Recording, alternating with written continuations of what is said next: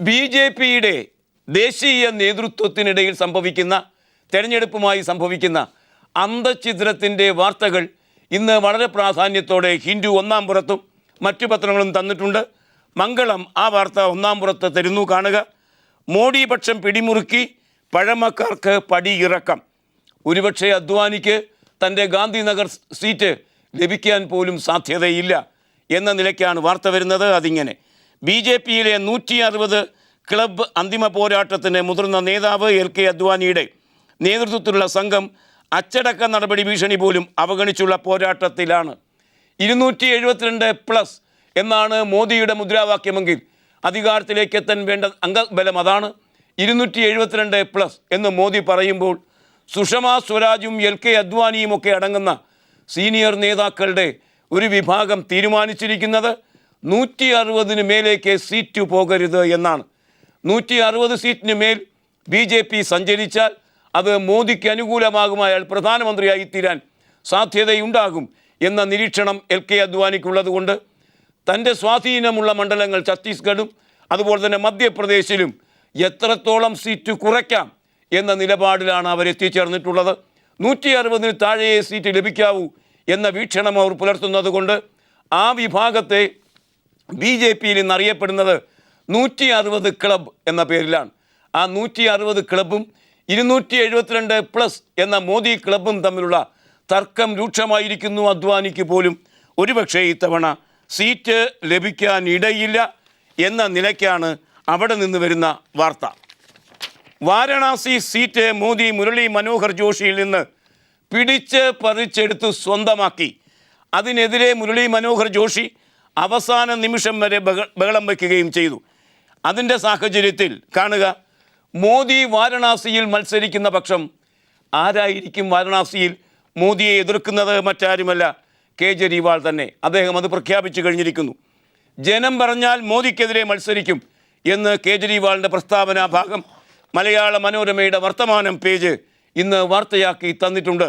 അങ്ങനെ തരുമ്പോൾ 23-ാം തീയതി അദ്ദേഹം നടത്തുന്ന ഒരു റാലിയുണ്ട്. വാരണാസിയിലെ ജനങ്ങളുടെ വികാരം മനസ്സിലാക്കി അവിടെ തെരഞ്ഞെടുപ്പിൽ മോദിക്കെതിരെ മത്സരിക്കാനുള്ള സാധ്യത കേജ്രിവാൾ തള്ളിക്കളയുന്നില്ല. പൊടിപാറുന്ന ഒരു മത്സരമായി, ഒരു സ്റ്റാർ ക്യാമ്പയിൻ നടക്കുന്ന സ്റ്റാർ മണ്ഡലമായി അത് മാറും എന്ന് നമുക്ക് അനുമാനിക്കാം. ബി.ജെ.പിയുടെ പ്രധാനമന്ത്രി സ്ഥാനാർത്ഥി നരേന്ദ്രമോദിക്കെതിരെ വാരണാസി മണ്ഡലത്തിൽ മത്സരിക്കാൻ തയ്യാറാണ് എന്ന് ആം ആദ്മി പാർട്ടി കൺവീനർ അരവിന്ദ് കേജ്രിവാൾ പ്രസ്താവിച്ചിരിക്കുന്നു എന്ന കാര്യം മലയാള മനോരമ വർത്തമാനം പേജിൽ തരുന്നു. മോദിയെ സംബന്ധിച്ച് ഒരു വിചാരം രാഹുൽ ഗാന്ധിക്ക് ഉണ്ടായിരിക്കുന്നു. ഗുജറാത്തുമായി എടുത്ത വംശഹത്യയുടെ കാര്യത്തിൽ മോദിയെ പ്രാഥമിക ഘട്ടത്തിൽ കുറ്റവിമുക്തമാക്കിയ നടപടി ശരിയോ തെറ്റോ എന്ന് ഇപ്പോഴാണ് രാഹുലിന് ബോധമുദിച്ചത്. ഉണ്ടുകൊണ്ടിരുന്ന നായർക്ക് ഒരു ഉൾവിളി എന്ന മാതിരിയാണ് രാഹുൽ ഗാന്ധിക്ക് ആ ബോധം വന്നത്. കാണുക, മോദിക്ക് ക്ലീൻ ചീറ്റ് നൽകിയത് നേരത്തെയായി പോയി എന്ന് പരിതപിക്കുന്നു രാഹുൽ ഗാന്ധി. ഗുജറാത്ത് കലാപകാലത്തെ വ്യക്തവും മാപ്പർഹിക്കാത്തതുമായ വീഴ്ചയ്ക്ക് മുഖ്യമന്ത്രി നരേന്ദ്രമോദി നിയമപരമായി ഉത്തരവാദിയാണ് എന്ന് കോൺഗ്രസ് ഉപാധ്യക്ഷൻ രാഹുൽ ഗാന്ധി പറഞ്ഞു. മോദിക്ക് ക്ലീൻ ചിറ്റ് നൽകിയത് വളരെ നേരത്തെയായി പോയി എന്നും രാഹുൽ പറഞ്ഞു. വാർത്താ ഏജൻസിയായ PTIയോട് സംസാരിക്കുകയായിരുന്നു അദ്ദേഹം. ക്ലീൻ ചീറ്റ് നൽകിയത് CBIയുടെ ആഭിമുഖ്യത്തിൽ നടന്ന അന്വേഷണങ്ങളാണ് എന്ന് നമുക്കറിയാം. സ്പെഷ്യൽ ഇൻവെസ്റ്റിഗേഷൻ ടീമിൻ്റെ അന്വേഷണങ്ങളാണ് എന്ന് നമുക്കറിയാം. ആ കാലം അത്രയും ഭരിച്ചുകൊണ്ടിരുന്നത് കോൺഗ്രസ് ആണ് എന്നും നമുക്കറിയാം. തൻ്റെ പ്രവൃത്തി ഫലം താൻ തന്നെ അനുഭവിക്കുന്നു എന്നായിരിക്കാം ഒരുപക്ഷെ രാഹുൽ ഗാന്ധിയുടെ ഈ പരിതാപ പ്രകടനത്തിന് പിന്നിലുള്ളത്. RSP കേരളത്തിലെ മുന്നണി വിട്ടു. പ്രേമചന്ദ്രൻ അവിടെ സ്ഥാനാർത്ഥിയായി UDFൻ്റെ ആ അർത്ഥത്തിലുള്ള ഒരു മലക്കം മറിച്ചിൽ നടക്കുമ്പോൾ വളരെ പെട്ടെന്ന് സംഭവിച്ച ഒരു രൂപമാറ്റം 75 സീറ്റിലേക്ക് UDF ഉയർന്നു എന്നതാണ്. സുരക്ഷിതമായ അംഗബലത്തിലേക്ക് UDF ഉയരാൻ 2 MLAമാരെ വിലയ്ക്ക് വാങ്ങുന്ന അന്തർനാടകമാണ് അരങ്ങേറിയത് എന്ന് വൈകി CPM കണ്ടെത്തി, ഇടതുപക്ഷം കണ്ടെത്തി.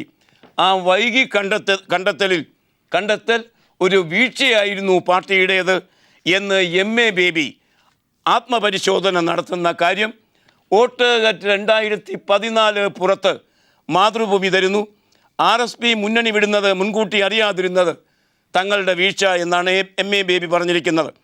RSP ഇടതുമുന്നണി വിടുന്നത് മുൻകൂട്ടി മനസ്സിലാക്കാൻ CPM-നായില്ല എന്നത് വീഴ്ചയായി സമ്മതിക്കുന്നുവെന്ന് ഇടതുമുന്നണിയുടെ കൊല്ലം ലോക്സഭാ മണ്ഡലം സ്ഥാനാർത്ഥി MA ബേബി പ്രസ്താവിച്ച കാര്യം മാതൃഭൂമി തരുമ്പോൾ ഇതുപോലെ തന്നെയുള്ള ഒരു പ്രസ്താവന നമുക്കറിയാം. വർഷങ്ങൾക്ക് മുമ്പ് സെൽവരാജിനെ കുറിച്ച് കടകംപള്ളി സുരേന്ദ്രൻ നടത്തിയതും നാം ഓർക്കണം.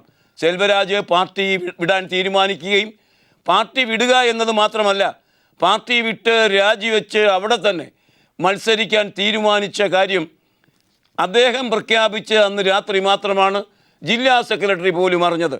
വളരെ വൈകി കാര്യങ്ങൾ അറിയുന്നു എന്ന് പറഞ്ഞാൽ ജാഗ്രതയും അതുപോലെ തന്നെ ഒരു ഏതെങ്കിലും നിലപാടിലുള്ള ഡയലോഗും അതിനകത്തില്ല എന്നതാണ് പ്രശ്നം. അങ്ങനെ വരുമ്പോൾ ജാഗ്രതയുടെ കുറവ് ഡയലോഗ് ഇല്ലായ്മയുടെ കൂടുതൽ കൊണ്ടാണ് സംഭവിക്കുന്നതെങ്കിൽ സത്യത്തിൽ ആത്മപരിശോധന നടത്തേണ്ടത് ആ ഭാഗത്താണ്. അല്ലെങ്കിൽ ഇത്തരം ജാഗ്രതാ കുറവുകൾ ആവർത്തിച്ചു കൊണ്ടിരിക്കുകയും ചെയ്യും. കേജ്രിവാൾ അത്താഴം നൽകി പിരിവ് നടത്തുന്ന അമേരിക്കൻ ശൈലി സ്വീകരിച്ചു. ഒറ്റ അത്താഴത്തിലൂടെ 20 കോടി രൂപ അര കോടി രൂപ പിരിച്ചു ബാംഗ്ലൂരിൽ. ആ വാർത്ത ജന്മഭൂമി 1-ാം പേജിൽ തരുന്നു. അത്താഴം കൊടുത്ത് പിരിച്ചത് 1/2 കോടി. ജനം പറഞ്ഞാൽ മോദിക്കെതിരെ മത്സരിക്കാമെന്ന് കേജ്രിവാളിനൊപ്പം അത്താഴം കഴിക്കാൻ അവസരം നൽകി പലരിൽ നിന്നായി ആം ആദ്മി പിരിച്ചെടുത്തത് 1/2 കോടി. ഡിന്നറിന് ഒരാൾക്ക് 20,000 രൂപയാണ് ചുമത്തിയിരുന്നത്. 200ഓളം പേരാണ് അത്താഴ വിരുന്നിൽ എത്തിയത്. 1/2 കോടിയോളം രൂപ പിരിഞ്ഞു എന്നും ഈ വാർത്ത നമ്മോട് പറയുന്നു.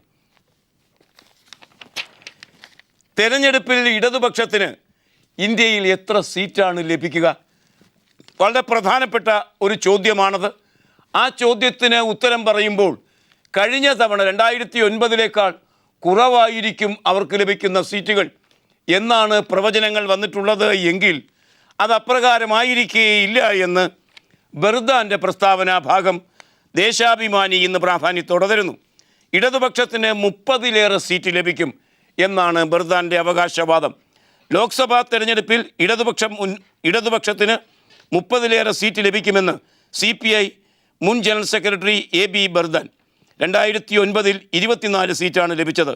സീറ്റ് കുറയുമെന്നത് ഇടതുപക്ഷത്തിൻ്റെ പരാജയം ആഗ്രഹിക്കുന്ന കോർപ്പറേറ്റ് മീഡിയകളുടെ ബോധപൂർവ പ്രചാരണമാണ്. 2009 24, ഇത്തവണ അതിലധികം സീറ്റ് കിട്ടി 30 ആകും. എന്നാൽ 2004 അത് 61 ആയിരുന്നു എന്ന കാര്യവും നാം ഓർക്കണം.